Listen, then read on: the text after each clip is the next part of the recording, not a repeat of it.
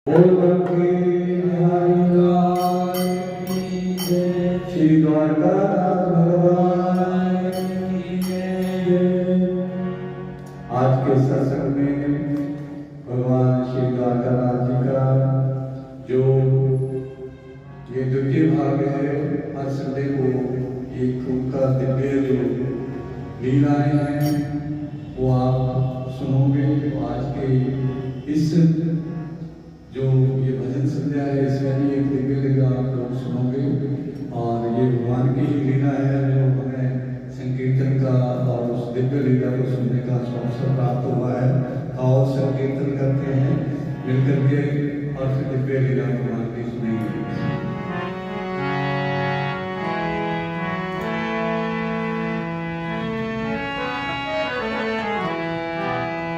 गोविंद हरे गोपाल हरे जय जय प्रभु दीन दयाल हरे। गोविंद हरे गोपाल हरे जय जय प्रभु दीन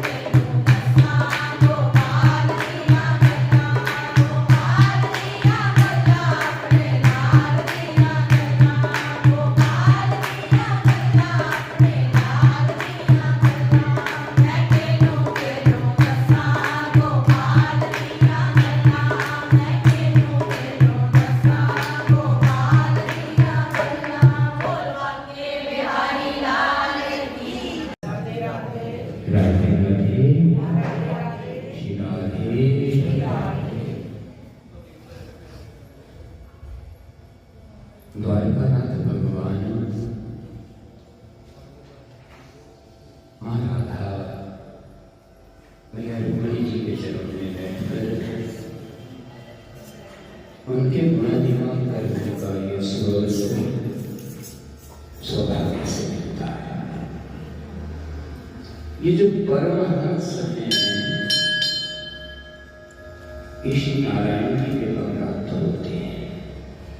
इन्हीं संतों के माध्यम से हमें भगवान के तमाम ऐश्वर्य वैभव और शक्तियों का पता चलता है। कहते हैं कन्हैया को पाने के लिए श्री राधा जी का नाम सार्थक होता है, अतः वाणी को पवित्र करने के लिए और जीवन के अंतिम मकसद तक पहुंचने के लिए श्री राधा जी के पास कन्हैया के साथ परमानेंट संबंध बनाने के हेतु आई श्री राधा नाम जपने। प्रेम रस पाओ रे राधे राधे गाओ रे, प्रेम रस पाओ रे प्रेम रस पाओ रे राधे राधे गाओ रे, प्रेम रस पाओ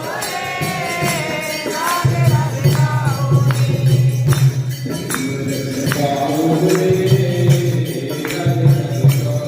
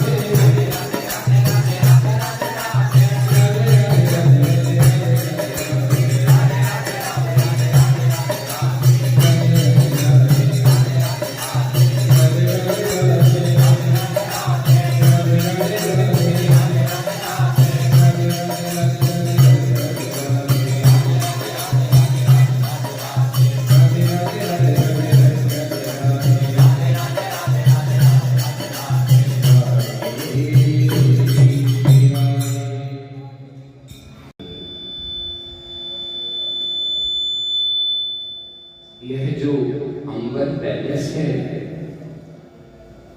उसके आसपास कहीं दाहिनी ओर देखते जाइए। वह जो पुल टूटा था बाढ़ में, उससे ठीक पास में दाहिनी ओर एक कच्चा रास्ता बना है। बाहर मेन रोड पे लिखा है विरक्त कुटीर आश्रम। भाई और बहनों, काफी पुरानी बात है। बैंक ऑफ बड़ौदा भोजपुर में मेरी पोस्टिंग हुआ करती थी। खिन्न था, परेशान था, और जीवन में याद रखना, द्वारकानाथ की मूर्त अगर बोलती है तो उसके लिए बहुत तप करना पड़ता है। लेकिन संत तपो मूर्ति परमहंस ऐसे ही श्री द्वारकानाथ के कृपा पात्र परमहंस होते हैं। उनके पास जाते ही आपका दुख निराशा खत्म हो जाती है। इसी आशा के साथ जैसे ही मैं मोटरसाइकिल पे वापस आ रहा था, मैंने बोर्ड पड़ा विरक्त कुटीर आश्रम, उधर मुड़ गया। संतों की कृपा, संत मेरे सौभाग्य से उस वक्त कोई यही 20-25 लोगों के बीच में बैठे सत्संग कर रहे थे। सत्संग की समाप्ति होने वाली थी। किसी ने इशारा कर दिया, मुझे तो इशारा समझ में नहीं आया। महाराज जी ने दूर से मुझे मेरे नाम से पुकारा और मुझे पास बुला लिया। ये महज द्वारकानाथ भगवान की कृपा थी कि इतने बड़े संत, इतने महान संत जिनका अभी उनका शरीर है यहाँ पर, और मेरे हिसाब से उनकी आयु 110 वर्ष की हो गई है। क्योंकि जब मैं जाया करता था उस समय भी वो 100 से ऊपर थे। उनको वर्मा स्वामी कहते हैं। वर्मा का शरीर है उनका, कोई पता नहीं उनका नाम क्या है, वह कौन है, कहाँ से आए। घंटों सत्संग हो जाता था। एक रात 10 बज गए। जैसे ही मैंने आश्रम के बाहर मोटरसाइकिल निकाला, एक काली कमली वाला अधेड़ उम्र का बंदा जो महाराज जी की गाड़ी चलाया करता था, उसने मुझे रोक दिया। अब यहां से कथा आरंभ होती है। वह भूमिका थी ये बताने के लिए कि एक सत्य घटना है। मैंने आपको आधा पता सारा बता दिया। वह भक्त जी महाराज जी की गाड़ी चलाया करते थे। रात के 10 बज चुके थे। कहने लगे, आपको आते हुए मात्र 15 दिन हुए हैं, महाराज जी आप पे इतनी कृपा क्यों करते हैं, आपको स्पर्श भी करते हैं, आपके सिर पर हाथ रखते भी हैं, अपने पास करण विक्रम का मालिक बैठा होता है उसे उठा देते हैं, बंगाली स्वीट हाउस वाला आपके खाली दोने को पकड़ने के लिए लगाया रहता है, आपके हाथ में समोसे वाली प्लेट देने वाला कोई और होता है, प्लेट खाली होते ही महाराज जी कहते हैं, क्या विजय जी खुद उठ के अपना दोना फेंक करें। ये बात भक्तजनों आज से 10 बरस पहले की है। मैं घर आकर खूब रोया करता था कि महाराज जी को क्या, महाराज जी पे ऐसी कौन सी बात है जो महाराज जी को पसंद आई है। अब वह भगत जी मुझे पकड़ कर बैठे हैं कि विजय जी मुझे एक बात की समझ नहीं आती कि हम बड़े बड़े भक्त आते हैं, 1008 स्वामी आते हैं, महाराज जी नजर से नजर नहीं मिलाते। मैंने कहा, भगत जी कपड़ा वही धोया जाता है जो मैला होता है। मेरी समझ में इतनी बात आई है, आप सब निखरे हुए हैं, इसलिए महाराज जी आपकी तरफ ध्यान नहीं देते। 10 बच्चों के बीच में जो सबसे मैला कुचैला बच्चा होता है, माँ उसी को चोटी से पकड़ती है और नल के नीचे नहलाती है। अब भगत जी ने मुझे अपनी वह कथा सुनाई जिसको सुनकर उस दिन रात के 12:30 बज गए। मैं बहुत संक्षेप में आपके साथ कहूँगा। पंजाब से बाहर किसी ऐसे प्रांत की बात है, एक गांव में उस जगह पर 2 गिरोह हुआ करते थे, जैसे दस्यु होते हैं, खूब 2 नंबर का काम चलता था। और एक गिरोह का मुखिया वह इंसान था, वह भगत जी थे। भगत जी कहने लगे कि विजय जी अफीम, चांद, गांजा, जो भी जगत, जो भी दिखता है, जो भी गलत काम है, उनको इधर से उधर, इधर से उधर, उधर से इधर ले जाना मेरा काम हुआ करता था। पुलिस मेरे नाम से कांपती थी। दूसरे गिरोह वाले मेरा इंतजार करते थे। दूसरे गिरोह का मतलब जो जिसको मिल गया उसने उसको गोली मार दी। ऐसा माहौल था उस समय। कहने लगे कि मेरी किस्मत से महाराज जी घूमते घूमते हमारे गांव की चौपाल पर आकर बैठ गए। अब संत थे, परमहंस थे, बात सुनने की है कि हम ध्यान देने की है, और ये मात्र 2 गानों का इस्तेमाल करने की नहीं है। जीवन में परमहंस जब आते हैं तो द्वारकानाथ के भेजे हुए आते हैं, और परमहंस हमारे निकट बैठते हैं, हमसे वार्तालाप करते हैं, हमारे कान में, हमारे दिल में, हमारे दिमाग में कुछ चुभोने की कोशिश करते हैं। अब बारी हमारी है कि हमने उनको रिसीव करना है या डिस्कार्ड करना है। अब भगत जी का जीवन कैसे बदला, भगवान जी ने अपने इंट्रोडक्शन दे दी कि एक ऐसा गिरोह जिसके लिए कत्ल करना, खून बहाना एक बाएं हाथ का खेल था, देसी कत्लों से भरा हुआ। हमारा तन बदन ओपन जीप हुआ करती थी, जीप में खूब ओपन सामान लादकर हम सारे बाजार आवाज देकर निकलते थे, जिस माइकेल में हिम्मत है मैं रोक। आगे पीछे मोटरसाइकिलों पर हमारे साथी चला करते थे, हम धड़ल्ले से सामान एक जगह से दूसरी जगह पहुंचाया करते थे।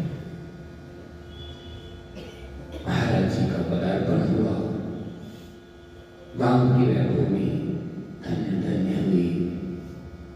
गोलियों की आवाज वाले उस गांव में ढोल की बजी, करताने बजी, चिमटे बजे, शंख ध्वनियां होने लगी।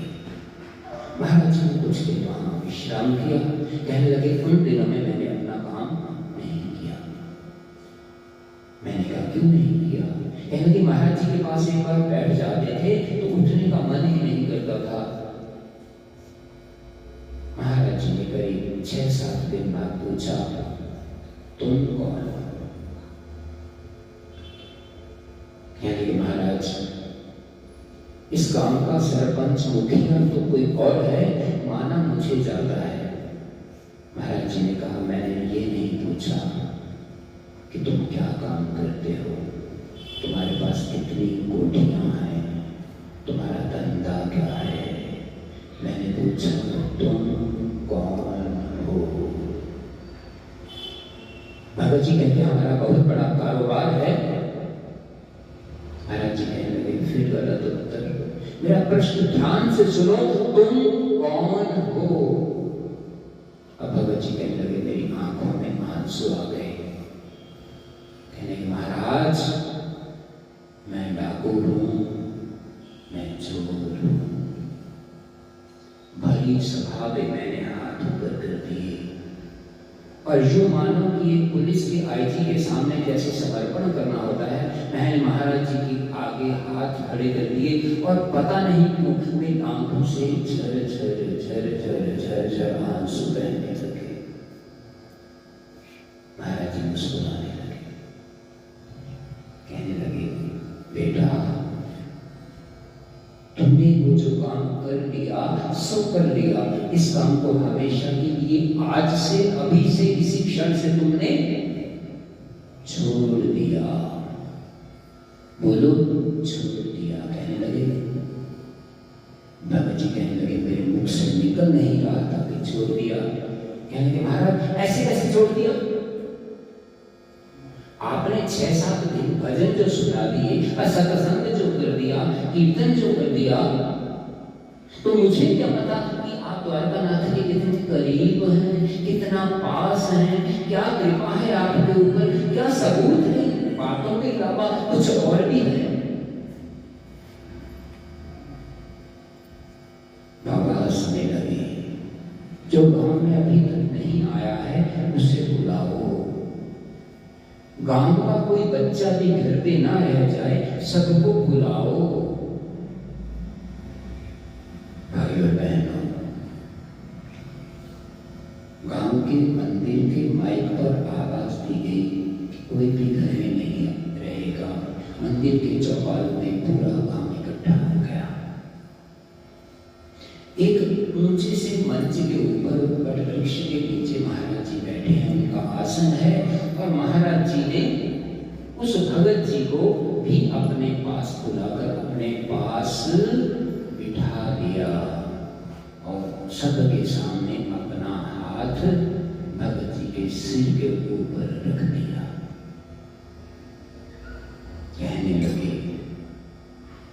मुझे सही सिद्ध करने की आवश्यकता नहीं, तू ठाकुर की कृपा को सिद्ध करना चाहता है तो बोल तेरा मन कैसे शांत होगा?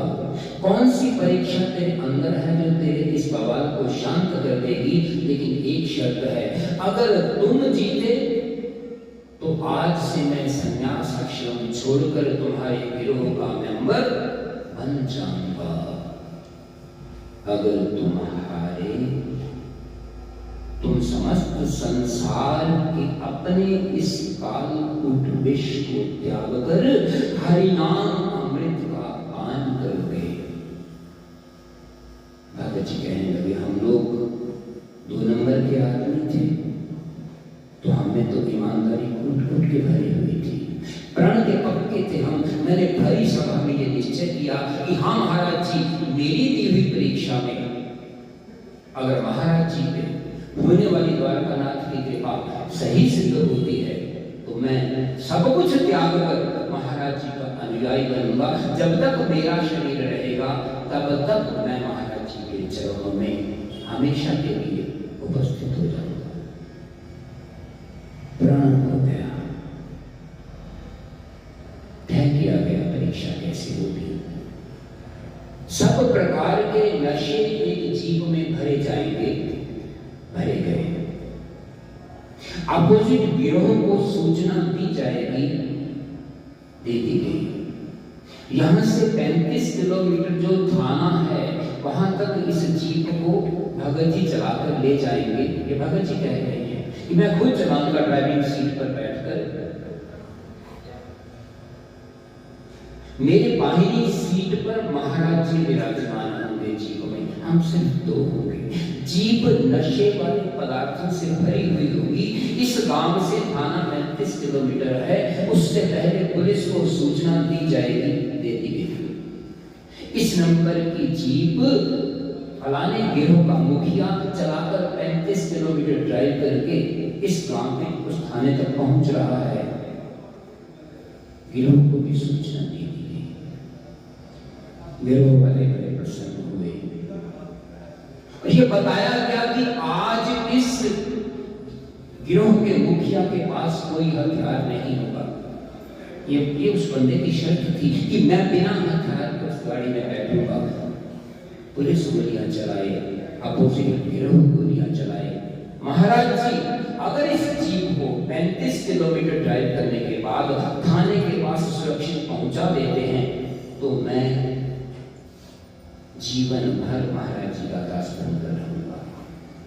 देखो कैसे परमांश जीवन में आए, किसके जीवन में आए, कौन सा तप किया था, कौन सा जप किया था। ये महज अहेतु की कृपा है जिसे परमांश कहते हैं। अपने जप में से दान देने की जिसको आदत हो, ऐसे परमांश कभी कभी हमारे जीवन में आ जाते हैं। तय किए हुए समय पर तय किए हुए नशों की सामग्री जीपों में भरकर अकेले भगत जी गाड़ी की ड्राइविंग सीट पर बैठते हैं। फोन से सूचना दी जाती है। अपोजिट गिरोह वाले हथियारों से लैस होकर मोटरसाइकिलों पे अपने अपने असरों के साथ गाड़ी का पीछा करना शुरू कर देते हैं। पुलिस गाड़ी का पीछा करना शुरू कर देती है। 35 किलोमीटर तक उस जीप पर महाराज जी ने स्वयं बताया है कि विजय जी सैकड़ों के हिसाब से फायर किए गए। ओपन जीप है, खुली जीप है, बिना छत की जीप है। सैकड़ों के हिसाब से फायर किए गए, सैकड़ों गोलियां चली, टायरों पर गोलियां चली, महाराज जी पर गोलियां चली, सामने शीशे पर गोलियां चली। गाड़ी चलाने वाले जानते हैं कि शीशे पर एक तेज रफ्तार से पत्थर पड़ जाए तो गाड़ी का शीशा चकनाचूर हो जाता है। ड्राइवर को नहीं लगी, महाराज जी को नहीं लगी। गाड़ी के लोहे से लगकर सब की सब गोलियां फिसल जाती। ना टायर निशाना बना, ना महाराज जी निशाना बने। कभी पुलिस आगे है, कभी पीछे है, मोटरसाइकिलों पर। ऐसे लगता था कि सब दानव मिलकर एक ही टारगेट को लेके चले हैं कि इस बंदे को पुलिस स्टेशन जाने से पहले खत्म कर देना है। महाराज जी बीच में हैं। ये सोचकर ऐसा नहीं है किसी ने गोली नहीं चलाई, खूब दनादन गोलियां चल रही थी। 35 किलोमीटर का सफर भगत जी कहने लगे। ऊंचा नीचा रास्ता था, करीब 40-45 मिनट में पूरा हुआ। अब देखिए परीक्षा की अंतिम घड़ी है, सामने थाना है। सबको मालूम है कि वह जीप वहां से चल रही है। वायरलेस मैसेज सबको दिए गए हैं।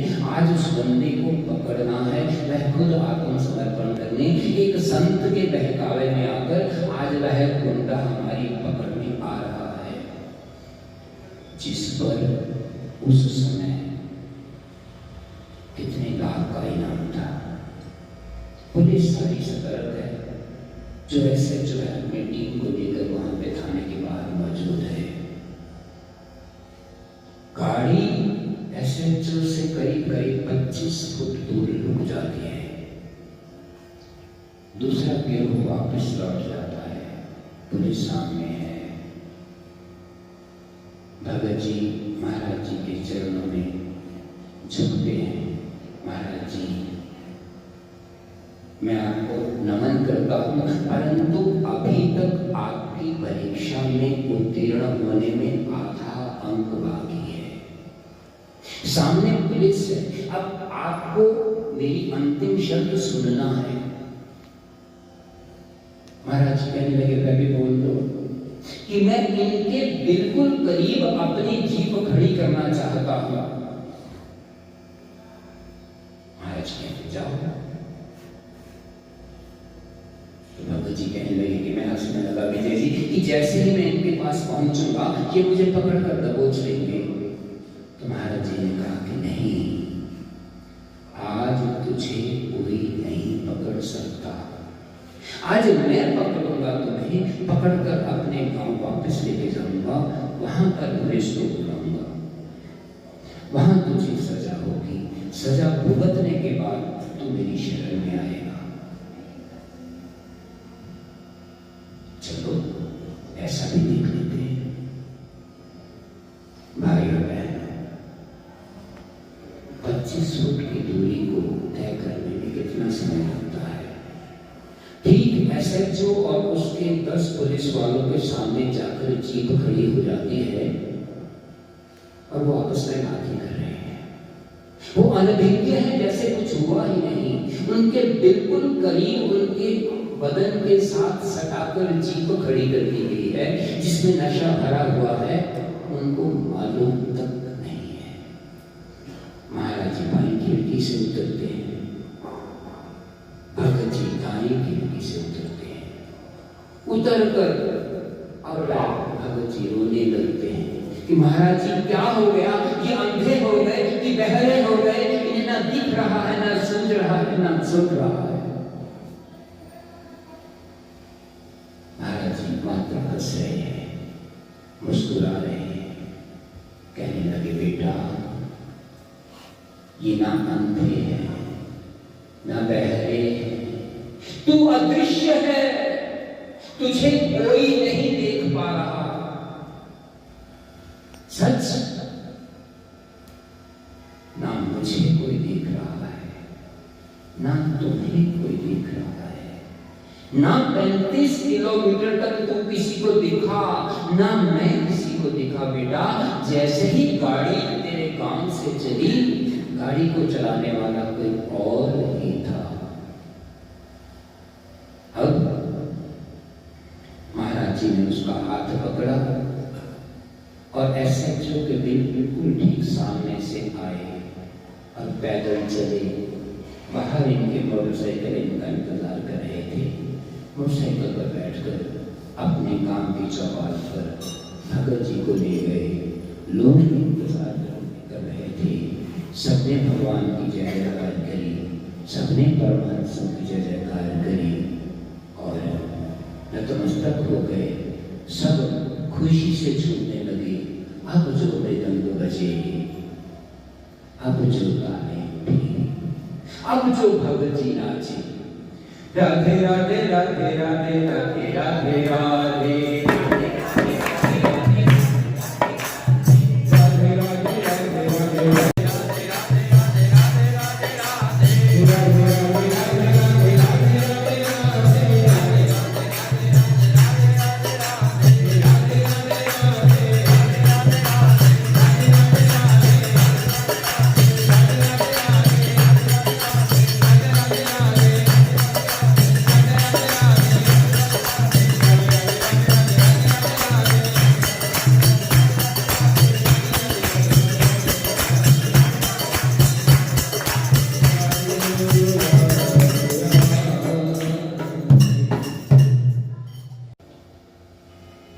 हमारे मंदिर में भी, और सौभाग्य की बात यह है अभी तक वर्मा स्वामी जी का शरीर ठाकुर की कृपा से सुरक्षित है, ऐसे मैंने सुना है। मैं तो अपने बाबा नानक ने लिखा है, कूड़ राजा कूड़ प्रजा कूड़ सब संसार, कूड़ मियाँ कूड़ बीवी कूड़ पैसा। शमशान भूमि में लिखा हुआ है यह शब्द बाबा नानक का। कूड़ राजा सब बेकार, एक हरिनाम सत्य है। हे मूर्ख मन, अब तो समझ। द्वारका भगवान की गोदी में बैठकर परमहंसों का गुणगान करने का यह जो सुअवसर मिला है, इसमें एक और भी झलक मैं आपको दिखलाता हूँ। हमारे इस मंदिर के आंगन में आने वाला प्रत्येक भक्त हंस है, क्योंकि हम कुछ भी हैं। जब यूं हो गया तो कृपा आरंभ हो गई। हमारे गोस्वामी जी विनय जी बताते हैं, दीपावली के दिन श्री गोवर्धन जी की पूजा के दिन, अब समझिए बात को, विश्वास की बात है कि आज द्वारकाधीश का मन खोए की बर्फी खाने का है। ये मैंने पहले कहा, मैं मात्र एक स्टोरी टेलर हूँ, मैं सिर्फ कहानी बताने वाला हूँ, इसके अलावा मेरा कहीं भी कोई भी योगदान नहीं होता। यह 1 मिनट की जो घटना है, यह द्वारकानाथ की साक्षात कृपा। कुछ दिन पहले इसी दीपावली के इसी गोवर्धन कूट वाले दिन, उन दिनों के बीच की बात है, पिपला वाला में हमारे भगत जी रहते हैं, जो इस मंदिर के साथ जुड़े हुए हैं। 7 बजे की आरती के आते हैं। जवान बेटा खो दिया है उन्होंने, और जवान बेटा जाने से पहले उन्हें लड्डू गोपाल लेके दे गया था। वह भैया उसी लड्डू गोपाल को अपनी छाती पे सुलाकर सो जाती है। उन्हीं को अपना बेटा मानती है, और द्वारकानाथ भगवान के लिए उस दिन उन्होंने पिन्नियों का एक डिब्बा खरीदा। आज पहले मुझे ये कथा बताई है, लेकिन आज फिर परमहंस जी की इच्छा थी कि विजय जी इस कथा के लिए भी समय निकालना, तो मैंने पहले थोड़ी संक्षेप में कहने का यत्न किया कि डिब्बे 5 या 6 आए। 6 में से कोई भी डिब्बा बर्फी का नहीं था, पेड़े का नहीं था, पिन्नियों का डिब्बा था। गोसाई जी ने 5 के 5 डिब्बे भोग लगाकर वापस कर दिए। अब जो 6वां डिब्बा आया है, वह मैनेजर साहब का आया है, जो पिपला वाले से आते हैं। उन्होंने भोग लगाया है, अंदर और कोई डिब्बा नहीं है। ध्यान दें तो आनंद आएगा, आनंद मिलेगा, कृपा मिलेगी, प्रेम जागेगा। किसी पे कृपा होती है तो हमारी बारी भी अवश्य आएगी। आज भगत जी जो डिब्बा लाए हैं, वह पिन्नियों का डिब्बा है। पिन्नियां खुद दुकानदार से बनवाई गई है। पिन्नियों का डिब्बा सामने पैक हुआ है,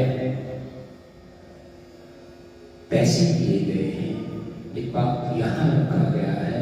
पिन्नियों का डिब्बे का भोग लगता है, और डिब्बा बंद करके जब हमारे गोस्वामी जी बाहर आते हैं, और जैसे उसमें से प्रसाद देने लगते हैं भगत जी को, बाकी हम जैसे भक्तों के लिए, हम जैसों को जो बाद में प्रसाद मिलता है, मैं गलती से कह गया कुछ और, हम जैसों को जो बाद में प्रसाद मिलता है, उसके लिए विनय पंडित जी उस डिब्बे में से कुछ निकाल कर जैसे थाली में रखते हैं, तो क्या देखते हैं? डिब्बे में पिन्नियाँ नहीं है, डिब्बा बर्फी से भरा हुआ है। विनय जी हैरान है कि भगत जी आप कौन सा डिब्बा लाए थे? जी मैं पिन्नियों का डिब्बा लाया था, बाकी डिब्बे तो नहीं है। आप सबके अंत में आए हो, आपके हाथ में जो डिब्बा था ठाकुर जी के सामने रखा गया, पर्दा किया गया, घंटी बजाई गई, प्रार्थना की गई, लेकिन भाई मुझे जो खाना है मुझे तो वही खाना है। आप कुछ भी लाओ, अब आगे कुछ कहने की जरूरत नहीं है। प्रेम रस पाओ रे,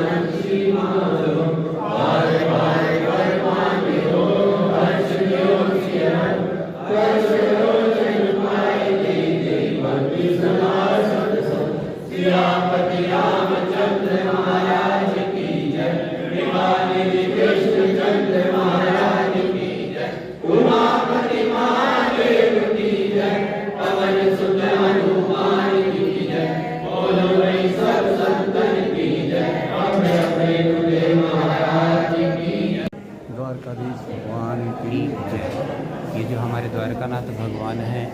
ये कहर परिवार के एक 10 साल के बालक को इनका सपना हुआ था, तो उस सपने में भगवान ने बताया है कि राजस्थान में मारवाड़ में जाकर एक त्रिकोला गांव बताया है, 2 भाइयों का घर बताया है, वहाँ पर एक कोठरी बताई है, बताया है कि धरती से 14 फुट 6 इंच नीचे बेटा मैं हूँ, मेरा राधा जी का स्वरूप है, मैं निकाल कर वहाँ से लाओ। तो इतना बड़ा अचंभा है ये कि भगवान बच्चे को, एक 10 साल के बालक को अपने होने का पता बताते हैं। तो इससे बड़ा प्रमाण और कोई नहीं है। ये साक्षात ठाकुर हैं। गोविंद राम जी उस बालक का नाम था और वह तकरीबन 90 साल की अवस्था भोग कर अपना शरीर छोड़ कर गए हैं। उनके साथ असंख्य लीलाएँ हुई हैं। उनके बाद आज तक भी यहाँ आने वाले भक्तों के साथ असंख्य लीलाएँ हो चुकी हैं। कुछ लीलाओं का वर्णन गोविंद राम जी ने हम पर कृपा करके भक्त और भगवान पुस्तिका में सदग्रंथ में वर्णन किया है। इसके अलावा हज़ारों लीलाएँ यहाँ पर भगवान की हो चुकी हैं। आप सबसे निवेदन है कि अपना समय निकालकर भगवान द्वारकाधीश जी के दर्शन करने अवश्य आएँ और इस धरातल पर दूसरे वृंदावन के भी अवश्य दर्शन करें और अपना जीवन व्यतीत करें। हर संडे भक्त और भगवान ऐसा ब्लॉग के माध्यम से आप हर संडे नई भगवान की जो दिव्य लीलाएं हुई हैं ये इन भक्त जी से मुख से सुनोगे। तो इस ब्लॉग को देखते रहिए, चैनल को सब्सक्राइब करिए, लाइक करिए, कमेंट हरे कृष्णा राधे कृष्णा जय जय श्री राधे ज़रूर लिखिए और सभी से शेयर करिए। और इस ब्लॉग को जो आप देखते हो आप सबका बहुत बहुत धन्यवाद और थैंक यू एवरीवन, क्योंकि आपने तुलसी बाबा जिसमें हज़ारों लोग वो दिव्य जो लीला हुई है भगवान की वो मैंने भी अपने जीवन में नहीं देखी, आप सब ने भी नहीं। तो और जागो जो है और ये प्रसंग हर संडे हम प्रयत्न करेंगे जैसे भगवान की इच्छा होगी कि भगत जी के और भी जिनकी लीलाएं जिनके साथ घटित हुई हैं वो आपसे शेयर करेंगे। तो भक्त और भगवान के ऐसे टाइटल से हम ये शीर्षक शुरू कर रहे हैं। ठीक है जी, जो ठाकुर जी की इच्छा है, जो ठाकुर जी की इच्छा है तो वो दिव्य लीलाएं जैसा वो चाहेंगे अवश्य बिल्कुल। अगर कभी गैर हाजिर लगे तो आप क्षमा करना। आप सबका बहुत बहुत धन्यवाद। द्वारकानाथ भगवान की कृपा हम सब पर और आप सब पर बनी रहे। द्वारकानाथ भगवान की जय। हरे कृष्ण।